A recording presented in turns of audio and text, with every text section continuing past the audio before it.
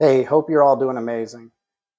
I wanted to tell you all a story before I get into my topic. It's called Kintsugi. Kintsugi is an Asian way of putting vases back together. You have a vase that's priceless, it gets dropped, it gets broken. And then a master puts it back together with gold, silver, or platinum inside the cracks to make it whole again. The reason why I'm telling you this is because I was getting ready to do a podcast and I had a fear that came over me. I had all my notes put together, I had everything good to go. And when I got ready to hit record, a wave just came over my heart, my mind, and I got nervous. My wife came to me and said, why are you basically worried? Why are you not recording or what's going on? And I told her, I'm afraid. I'm afraid that my stories, what I have to share, won't resonate with people. And I'm going to have to fight back. A little bit of tears here because my wife looked at me and said, why are you saying that? You have an amazing story of triumph. You have a story that started from a place that was a beautiful vase that got broken and then got put back together again, like Kintsugi. So I said, okay, wonderful. That's great. So I wanted to introduce myself to you before we go on any further. My name is Chris. Okay. I am an owner of a small business. I coach people. I do all of these things. But I wanted to tell you who Chris is at the core. I grew up in a very large family. I was the second oldest. I always had the hand me downs, trying to catch up and things like that. I never truly fit in, never really had any friends growing up. As I got older, I was told that you got to get married, you got to move out and move on. So that's what I did. I got married. And right after we got married, I found out that she was cheating on me. It devastated me. It destroyed me as a young man. That I'm failed as a husband, I failed as a man, I failed as a partner, I failed as a human. And as time went on and we went through the legal procedures and everything, I felt smaller. I I got to the point after she left, I was sleeping on my own couch, just drinking, just falling apart in a way that I fell into a depression. I remember laying there at night just wanting to end it, just saying it would be better if I was no longer around. It would be better for me and everyone around me since I'm not man enough to do what my one duty when I grew up was. And I was broken. Everyone left me. All my friends were tied together with that relationship. That ended, so I had no more friends. My family moved away to another part of the country. I was literally all alone with my thoughts in a dark room. I moved away from that situation. I moved to another state, met back up with my family, reconnected, and still felt like an outsider. I was broken. I was that vase that got dropped, that the master put together and got dropped and was in 1,000 pieces. I never thought I was going to be able to come back together, be put back together. I got a phone call from my aunt, and she said, I got a girl that I want you to meet. You're broken, and I think she can fix you. I'm like, good luck on that. I'm so messed up. I don't even know who I am anymore. But I went out, and that lady is Karen, my beautiful wife of 17, almost 18 years now. And when I met her, things felt different. I had a purpose again. And it sounds crazy because it was our first time meeting. And I told her, hey, I'm going to marry you. I don't know what it is about you, but I'm going to marry you. I was still broken. I was going back to church. I was very active. I was actually in the ministry with my church. Months later, her and I got married. I hid all my cracks and I swept all the broken pieces under the rug. Shortly after we got married, we found out that she was pregnant with our first. Um, and then all of my pieces started showing. All of my brokenness started coming out. I was angry. I was working all the time, trying to make ends meet. I was working 3 jobs at the time, just trying to make ends meet, one during the day, one in the evening, and one on the weekends.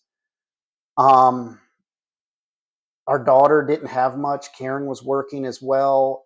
And we didn't really have a quote unquote family. So here I was again, just trying to be the man, hiding my brokenness. And as time went on, the pain became greater. I did not address my pain. My mindset and my mentality was of this broken man that had no purpose. Even though I had a beautiful wife that I loved, I had a great new baby that was my world, I still didn't feel complete. I didn't feel whole. I was holding the vase together with duct tape, pretty much, trying to super glue it, and it kept breaking in pieces. I got a new job where I wasn't working 3 jobs, making good money, but I was working 60 to 80 hours a week. And the only way I could sleep was I turned back to my vice. I started drinking again. You can call it alcoholism. You can say I was a drunk, whatever you want to classify it as, but I was broken.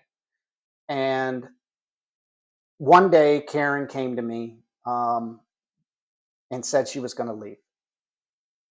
I didn't believe her because she said it before. I did my song and dance and begged her to stay, told her I would change, I'd be better. Look at all the things I'm doing for you, all the things that we have. Didn't matter. Did not matter. I was working and she called me and said, my stuff's loaded up. Me and your daughter are leaving. You've got 30 minutes to get home if you want to try to fix it. I was about an hour away from the house. I don't know if she knew that's how far I was away, that I couldn't make it. I don't even remember the drive home. I had to be flying.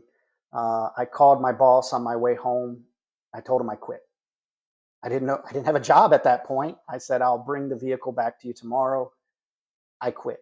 I can't do this anymore. So I got home.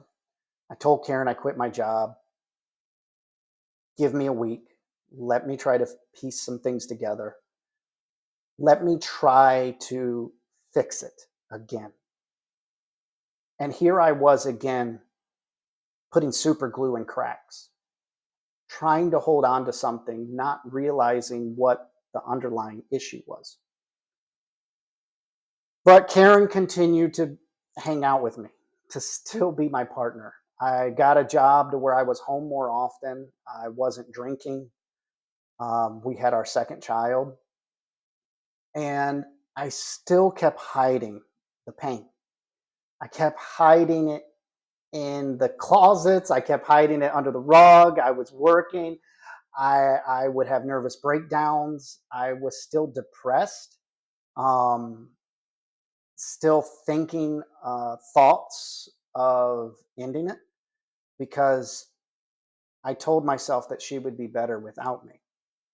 And so, with our second child and her, we all sat down and we prayed, and me and her had a heart to heart. And Karen, by this time, was back in church. She was reading a bunch of what I called at that time uh, hippy dippy stuff about personal growth, about changing your mindset, changing your heart. She had a vision board. She had a lot of things drawn out. And her plans always involved me, but I never knew if I was going to be there. So I started listening to the podcast that she was listening to, watching the videos, reading the books, and it was not connecting. I was not able to piece it together still. And finally, she gave me a book, and I read it. And I said, wow, that's got a lot to do with more than just the surface. It was a deep dive into changing who you are, the way that you view yourself, the way that you view money, the way that you view your family, your life, your situations, your jobs. It made me look at everything completely different. And the great thing was, that was the start of my journey. That was the true start of becoming the man that I am today. I am the Kintsugi, okay? Karen and I joke around about I was broken and she put me back together. Well, it's the truth. She took the gold and the platinum and the silver and pieced me back together, her and God. And because of that, I have been able to grow. We have become financially independent. We have been able to create businesses. We've been able to plan for our children's future. It has changed their entire outlook on their lives. And the reason why I tell you this story is because, like I said at the beginning, when I got ready to do the podcast on this new adventure that I'm going on to tell you guys stories of what's helped me, that fear, that underlying fear came back and I had to address it. And I praise God that I have a great partner that helped me address it. And I was able to go back through the steps of changing my mindset and looking at the underlying issues, the underlying traumas that were there from young age of being a child to a young man to a young adult, where I am now. I am still a, a process of being put together. Um, Bible talks about that, we're clay and he's perfecting us. And every day I wake up to try to be better. Every day I try to touch somebody else's life, whether it's my family, whether it's my customers, whether it's a stranger, because that helps me become better and it helps them. It's a ripple effect. So, over the next however many podcasts that we do together here, I want you to know where I'm coming from, that I'm on this journey with you. I am still broken, being put together with gold flakes by God. And with my beautiful wife as the architect of seeing these wonderful visions of who I could be and showing them to me and allowing me to buy into it and saying, wow, you're right, let's go forward with that. I have become better.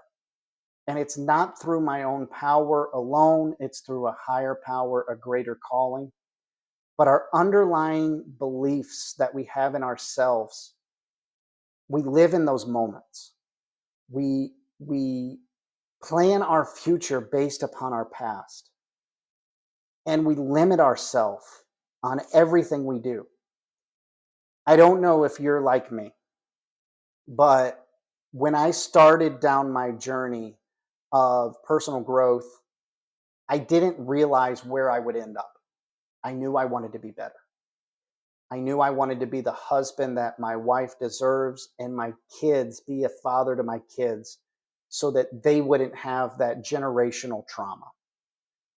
And so as I went through the growth, that was my original thought is I need to be better for them. And as I continued to grow, I realized I needed to be better for me. And if I'm better for me, then I become better for those around me. So I don't know where you're at in your growth journey. You got to start. You got to start somewhere, be put back together like the Kintsugi, and you'll be more beautiful than ever. The scars of your past are there. They have got you to where you're at. It is now up to you to become something new, to become something better. If we have a belief and we minus the fear of change out of it, we come out to success. So, the equation that I live by now, that I live my life by, is the vision that I have minus my limiting beliefs, minus my fear equals my success. And I want you to have that same revelation to better yourself and then ripple it out to better those around you. Because I can tell you, as someone that was broken into unnumberable pieces, okay, you couldn't even count them, they were tiny little fragments, that now I have a freedom, not just in my soul, not just in my mind, because fear still comes, doubt will still come, but I have an avenue now to overcome those fears, to overcome those doubts, those limiting beliefs that I had. And because of that avenue, I want to help you through my journey become free, become better than what you are today. That tomorrow, when you wake up, you can be a totally different person than you are now. And it starts with your mindset. If you can change your mindset, whether it's on financial reasons, whether it's on your business, whether it's as being an employee, being a spouse, being a parent, being a friend, being a pet owner, whatever it is, if you can change your mindset, then you can change your whole reality. So your success is determined by your vision minus your fear. You can overcome anything in your life with that simple equation. Fear is going to come, but when you fix your mind and you focus your heart on something bigger than yourself, you can do anything. So, as we move forward, we're going to be talking about mindsets. We're going to be talking about motivations, about personal growth.